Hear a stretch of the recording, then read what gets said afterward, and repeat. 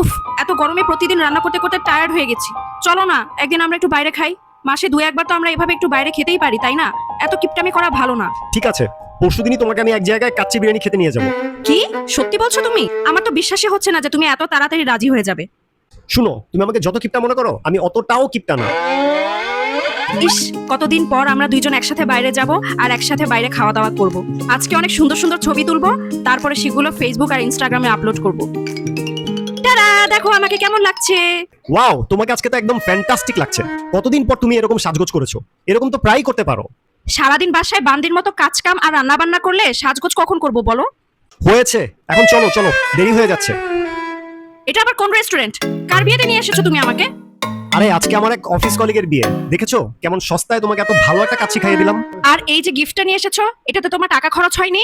আরে তোমার ওই বান্ধবী একটা ফুলদানি গিফট করেছিল না, যেটা তোমার একদম ভালো লাগতো না, ওটাই র‍্যাপ করে দিয়ে দিয়েছি। কেমন হয়েছে বলো তো বুদ্ধিটা? একদম কিপটা মানুষের বুদ্ধি, সারা জীবন কিপটাই রয়ে গেল।